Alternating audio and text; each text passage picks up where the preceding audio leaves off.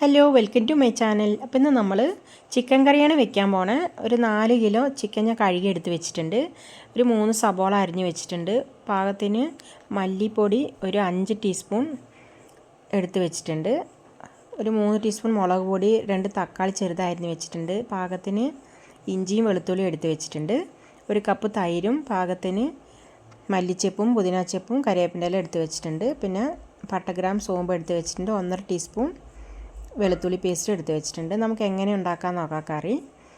അടുപ്പത്ത് പാകത്തിന് ഫാൻ വെച്ച് കൊടുത്ത ശേഷം നമ്മൾ ഒരു 7 കിലോ പിടിക്കുന്ന പോലെ ഉള്ള ഫാനാണിത്, പാത്രമാണ്. അപ്പോൾ നമുക്ക് അതിലേക്ക് ആണ് ഇന്ന് ഉണ്ടാക്കാൻ പോണ കറി. അപ്പോൾ അതിലേക്ക് ഞാൻ വെളിച്ചെണ്ണ ഒഴിച്ച് കൊടുത്തായിരുന്നു. ചൂടായതും ഈ മസാലകൾ ഇട്ട് കൊടുത്തു.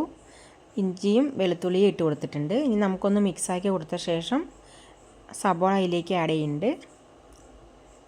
നമുക്കൊന്ന് മിക്സാക്കി കൊടുക്കാം. ഒരു ഗോൾഡൻ പരുവത്തിലാവുമ്പോൾ നമ്മൾ ലേശം ഉപ്പ് ഇട്ട് കൊടുക്കുകയാണെങ്കിൽ പെട്ടെന്നായി കിട്ടും. മിക്സാക്കി കൊടുത്ത ശേഷം നമുക്ക് അതിലേക്ക് കറിവേപ്പിൻ്റെ ഇലയും കൂടി ഇട്ട് കൊടുക്കാം.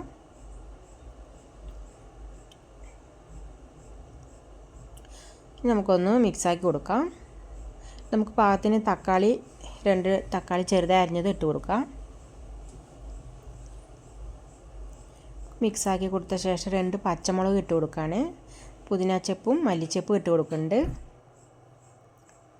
ഒന്ന് മിക്സാക്കി കൊടുക്കാം.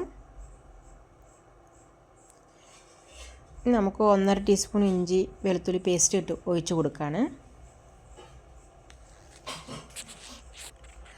നമുക്കൊന്ന് മിക്സാക്കി കൊടുത്ത ശേഷം മല്ലിപ്പൊടി അതിലേക്ക് ആഡ് ചെയ്യുന്നുണ്ട്. പിന്നെ ഗരം മസാല പൊടിയും ഒരു 3 ടീസ്പൂൺ ഇട്ട് കൊടുക്കുന്നുണ്ട്.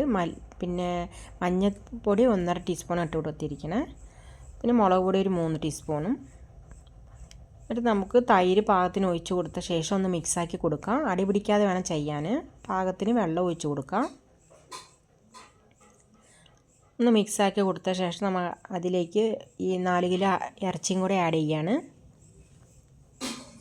ഇതെല്ലാം കൂടി ഇട്ട് കൊടുത്ത ശേഷം ഒന്ന് മിക്സാക്കി കൊടുക്കാം. ഞാനൊരു 3 മിനിറ്റൊക്കെ ഇത് മിക്സാക്കി കൊടുക്കണം. എന്നാലും അതിൻ്റെ ഒരു പച്ച സ്മെല്ലുണ്ടാവും, അത് പോയി കിട്ടും.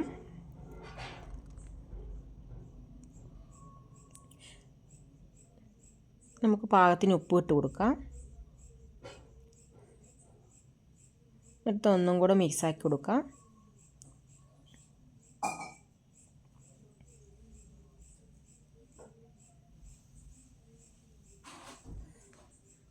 നല്ലോണം ഒന്ന് മിക്സാക്കി കൊടുത്ത ശേഷം നമുക്ക് പാകത്തിന് ഞാനിതിൽ ഈ മൊന്തയിൽ ഒരു മൊന്ത വെള്ളമാണ് ഒഴിച്ച് കൊടുക്കാൻ പോണേ.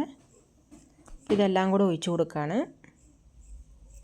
എന്നിട്ട് നമുക്കൊന്ന് മിക്സാക്കി കൊടുക്കാം.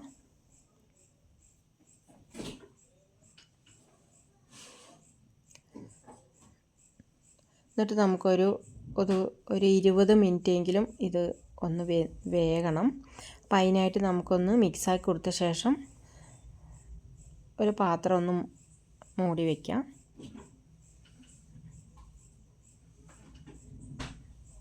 ഞാൻ ഒരു പ്ലേറ്റ് എടുത്ത് മൂടി വയ്ക്കുകയാണ്. ഒരു 10-15 മിനിറ്റെങ്കിലും വേണം ഇതൊന്ന് വെന്ത് കിട്ടാൻ.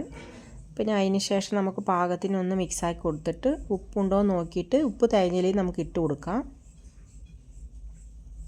പാകത്തിന് ഉപ്പിട്ട് കൊടുത്തിട്ടുണ്ട്. നമുക്കൊന്ന് മിക്സാക്കി കൊടുക്കാം. എന്നിട്ട് ഒരു 5 മിനിറ്റും കൂടെ ഒന്ന് മൂടി വെച്ച് ഒരു തിള വന്നതും ഒരു 5 മിനിറ്റ് വേവിച്ചെടുത്താൽ കറി റെഡിയാവും.